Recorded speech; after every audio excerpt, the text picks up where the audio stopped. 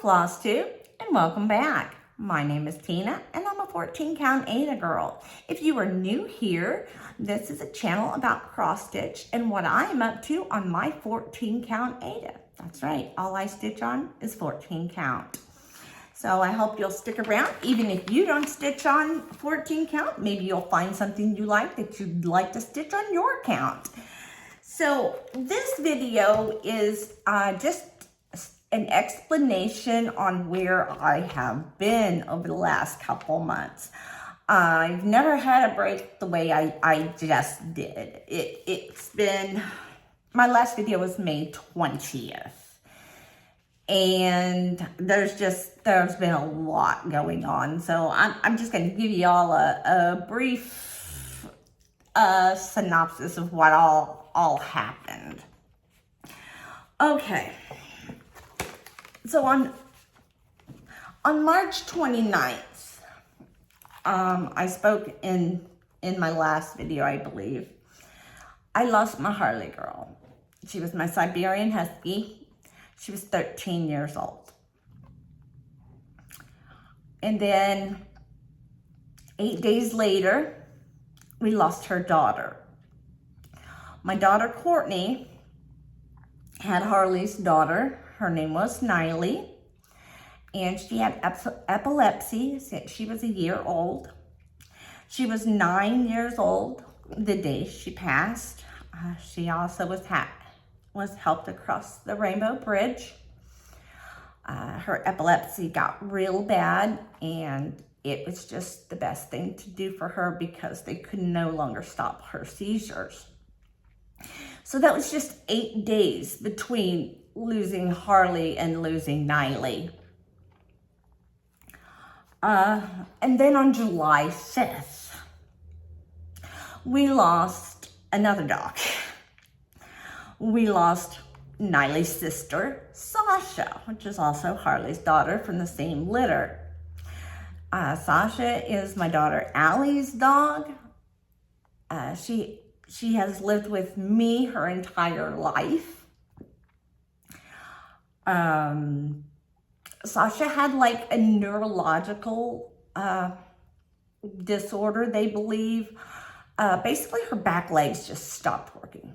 They no longer worked, and she was in pain when she would get up and get down, and she would whine and wince, and we couldn't let her live like that. And the day before we actually took her to Rainbow Bridge, I say we, I did not go. I can't go to these things. My husband went, and my daughters went, but I can't go to those.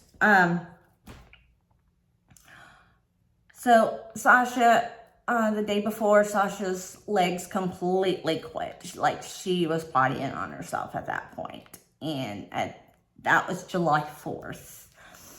And we had already been to the vet twice. And on the 3rd, I had called my daughter and I told her that we had to do this. We had to take Sasha to the bridge.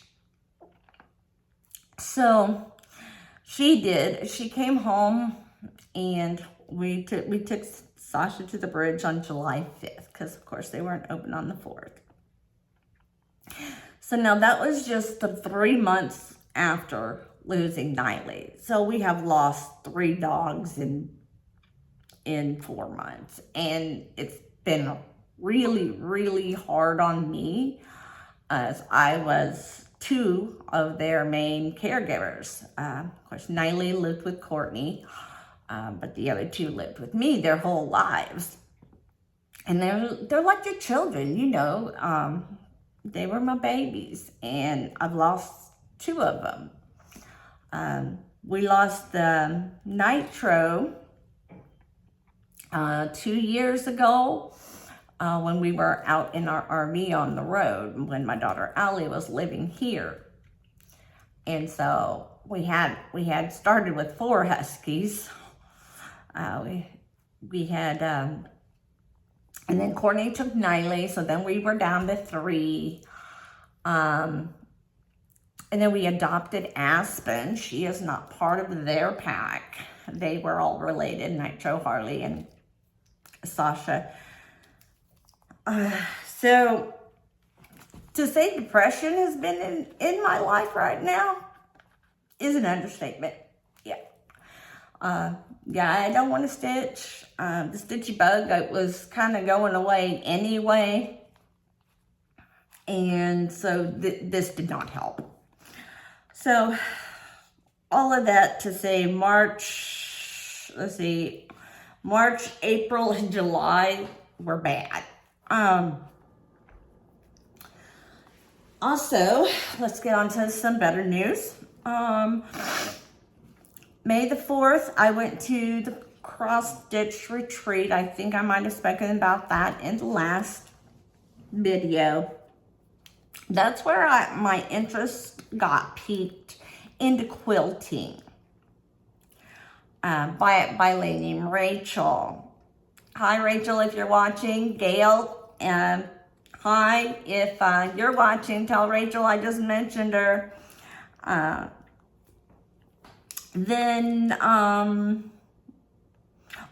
that very day that I was at that cross-stitch retreat, my youngest daughter moved out. She has now moved to Michigan.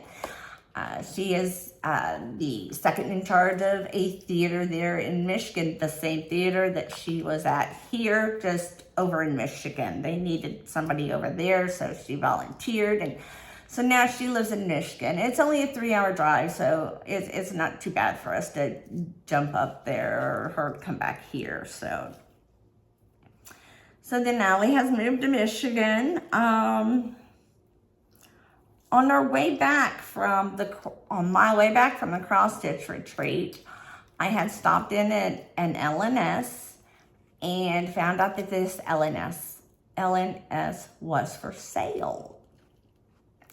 And we were so considering it for like weeks. We were really stressing over it, and we was really, it was gonna be a move where we were gonna have to sell the house, buy a house, buy a business, which we've never run a business, so that would be a whole thing in itself. And I dropped off some cross stitches to be framed there at that L&S, which is Stitch and Frame in Fort Wayne, Indiana. And I will show those to you in just a little bit. They are back. So on May 17th, I discovered EPP, which is English paper piecing. And basically what you do is you take these little paper hexagons. I printed mine out on a Cricut. You can also buy them in stores. Your local needlework store might have them. That's where I would look. If you have a quilting store near you, they will have them. This is a 1-inch hexagon. They do have other shapes as well.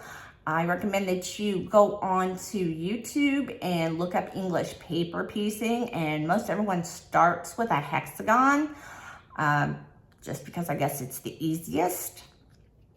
And you wrap a piece of fabric around it, you glue baste it to the hexagon, and then you hand sew it to another hexagon that you've already glue basted the fabric to. So when you do that, you'll end up with something that looks like this. So I've done a couple rounds on this one. Now my papers are still in here. As you can see, these are my papers. And once you have surrounded your hexagon by other hexagons, you can remove that paper. I'm just going to remove mine at the end unless they just automatically fall out, which I have had some do that. So what I'm going to do with mine is I'm going to connect them all together. here's another one. And another one. As you can see, the papers mostly fell out of this one, so I just took all of those out. You must leave the last thing of papers in because there's nothing surrounding that one. And what this is going to become, it's going to become a grandmother's flower garden quilt. So right now I just have a bunch of pretty hexagons in all different colors, and that's where I am on my English paper piecing. Since you like to cross stitch, you might be interested in English paper piecing because it's handwork. You know, it's more needlework that's done by hand. Let me move this camera a little bit. Okay. So after the English paper piecing, let's see where I was. Okay, that brings us to May 26th. So on May 26th is where I really started beginning my quilting journey, because I had been doing the EPP. It made me curious about quilting. And I had already been to the retreat, which had already piqued my curiosity anyway. So I started diving into it a little bit, you know, trying to get my mind off of all the things that was going on. And so I decided I would study quilting and see if I could do it. And I had a sewing machine that I got a year or two ago from my daughters, and for Mother's Day, which I asked for, but I hadn't really done anything with it because I was thinking then I wanted to learn to sew or do something with a sewing machine. I did nothing with it. It just sat in its box till recently, but now it is getting lots and lots of use. It isn't an expensive machine. It's just a like $100 machine from Walmart. So if you're interested in starting doing quilting, there are options. You don't have to go out and buy the big expensive machines. You just need something that does a straight stitch, and all machines do a straight stitch. I would recommend, if you're low on funds, check Facebook Marketplace. They have a lot of the older sewing machines, and they sell them for $20, $30, $40. You can get one real cheap. And the older ones are actually better because they are all metal. So they are like workhorses. They are just awesome. I have my grandmother's Kenmore, which I am taking in to have it, what's the word? Maintenance, I guess. And then I'm gonna see if I can't start sewing on that one. So yeah, EPP is really cool. Here's some more projects I will show you real quick. This is by Tula Pink. She is a fabric designer. And I am using some of her fabrics for this, not the ones that were recommended. This is an older pattern called Hex on the Beach, and this will make this beautiful quilt. And I have not, well, I've wrapped about 20 hexies. That's all I've done. I just got this in the mail the other day, and I'm waiting on some more of her fabric. This is another project. Now, this lion here, he's really cute, but I didn't like for his cartooniness, you know, so I changed all his colors, and when he gets done, I will show him. Right now he's in pieces because it says that it's best to work in small sections when you're doing this. So I have like all of this done. I have most of his mane done. His little face is done. So there's really not a whole lot more to do. It's just the outside border and the top of the mane. So when I get that done, I will show you. And here's how one of theirs looks without the cartoony look. And these are by Violet Craft. That is her real name. If you look for Violet Craft, you can find, she has a few of the animals. She's got, I believe, a giraffe and an owl. You know I have the owl. I can't even remember what all she has, but these are a lot of fun. These come with the, let me find a full page because I've used most of my pages. These come with little punch outs, and you're gonna wrap your fabric around these, and it's got a little map and it tells you where every single number goes, and the little animal is what color it is. And for mine, since I didn't use those colors, I just wrote on the color code what my color for that fabric was. And they punch out super easy, as you can see. I mean, they're nothing to punch out. So they're not hard to get out, which is awesome. The directions are pretty simple. It tells you how to baste, which is putting your fabric onto the card. You can either glue baste it or you can sew baste it. I glue baste mine. It's just fast. So I really enjoyed the fastness of it. So that's what I do with mine. Then after English paper piecing, we have,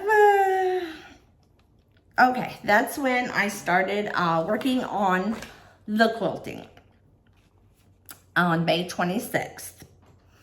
I started working with blocks and rectangles, and I just basically went on YouTube and typed in beginner quilting tutorials, and I watched and I watched and I watched for probably 3-4 days.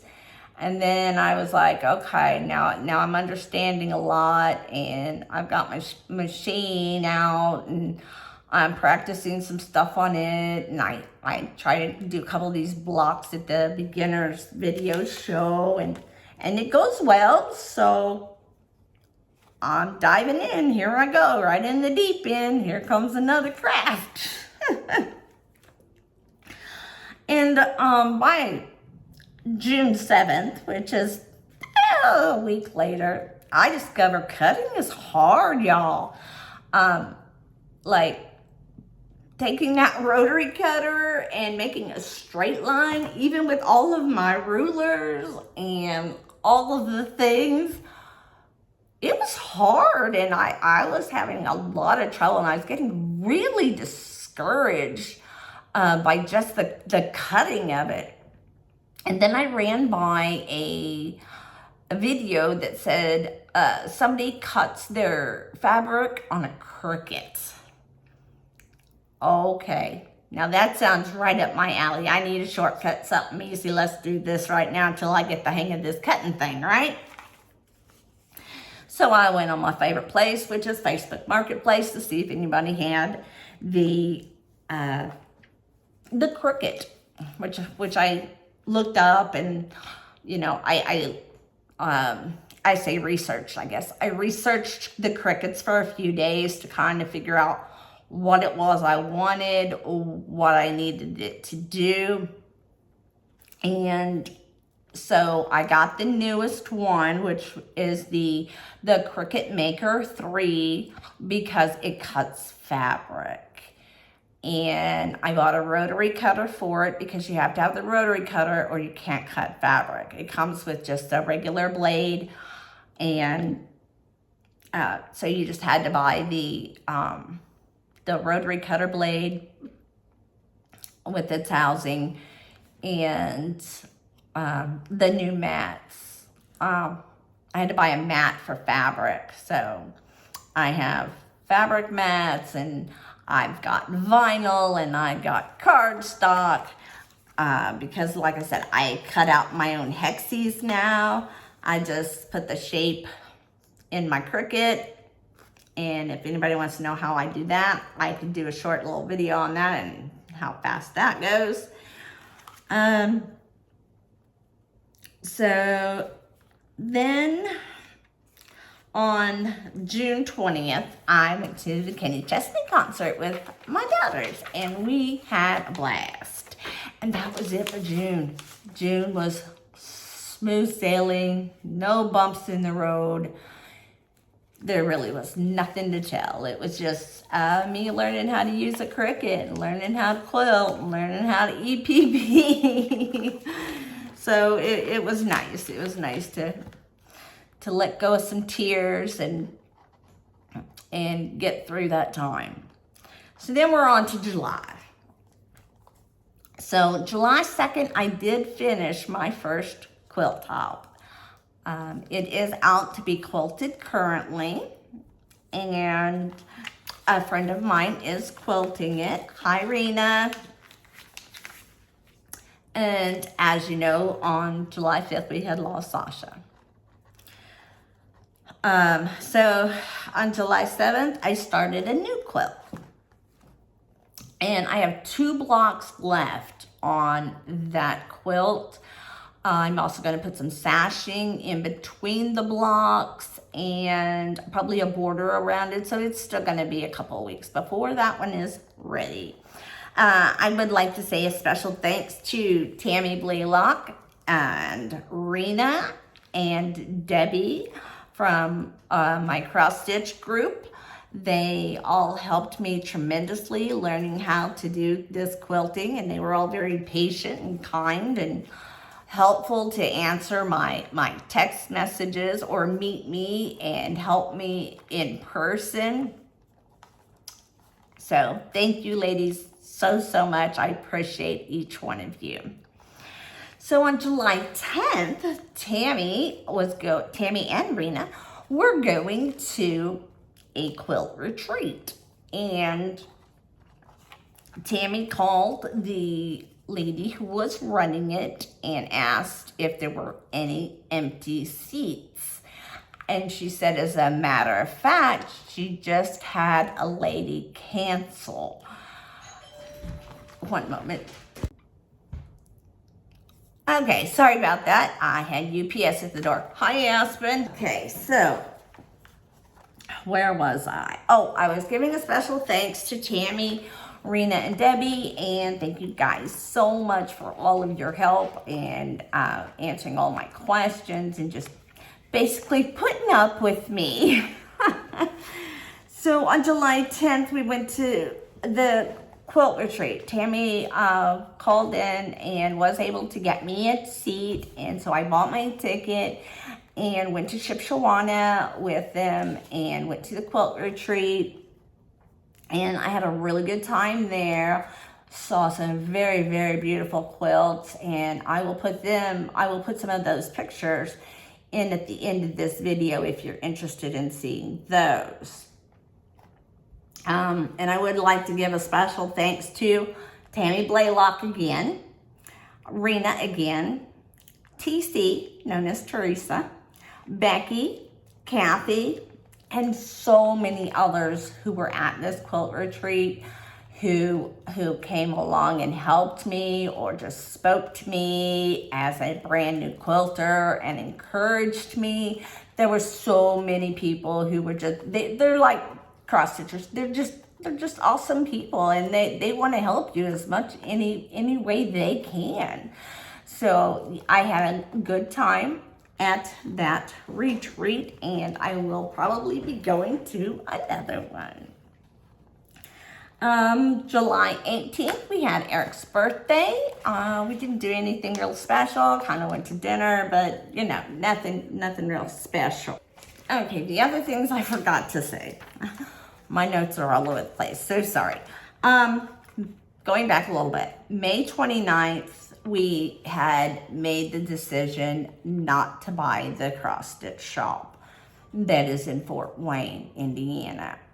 It is still for sale as far as I know. He is looking for someone who wants to buy it and leave it as is, as a cross stitch store. He doesn't want to sell just the building. And it would be a great opportunity for anyone who is really into the business things and into cross stitch and, you know, knows a little more than what we knew. it was just too much of an undertaking for us to have to do all the things. So on the 29th, we decided that that was not going to happen. So that decision was made. Okay, so let's try and back again. So May 31st, my husband had to have kidney stone removal surgery. So that was a thing we had to deal with also in May. So one more thing, yeah. So it kept getting better. So yeah. So luckily June was smooth sailing. So then, where are we? Okay. We do Eric's birthday. Everything goes well there. I really still am not really stitching a whole lot. I'm more into the quilting and the EPP, but I do pick up things occasionally. So I do have a whole pile here on the table to show you what I have done in the last few months. I'm going to make that a video after this one in case you're just wanting to watch that and not what has happened over the last couple months. And I would like to also give a special thanks to my husband who has put up with me and has been so patient and understanding over the last few months with everything that has been happening and going on. And he's my rock. I love him so much. And also a thing I would like to ask is if you're a cross stitcher and you are interested in also seeing quilting on this channel, say so below. Please leave me a comment and say, yes, I'm interested, or just yes. If you're a cross stitcher and you are not interested in anything quilty, let me know that as well, because I can also just create a new channel that's just basically me learning how to quilt. So I can do either one. It doesn't matter. But I just want to do what most people want to see. And I feel like most people come here to see cross stitch.